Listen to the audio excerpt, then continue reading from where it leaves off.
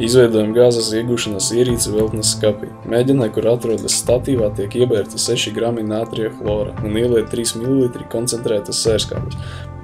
Mēģinē ar maisījumu aizvēram ar aizbāzni. Novadcaurules galu ievietojam mēģinē apmēram 1 cm virs ūdens. Mēģinē ar maisījumu novietojam statīvā 10 grādu leņķī.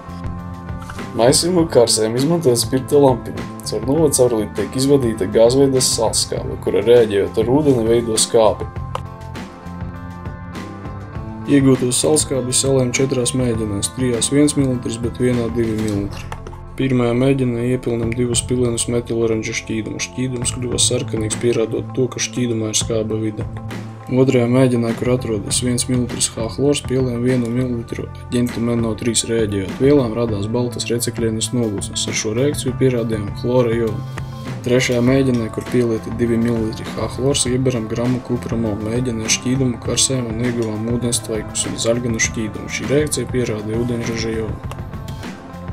4. mēģinē ievietojam universālo indikātoru, kurš parādīja, ka šķīduma pH ir 4. Ar to vēlreiz pierādījām, ka šķīdumā ir skāba vide.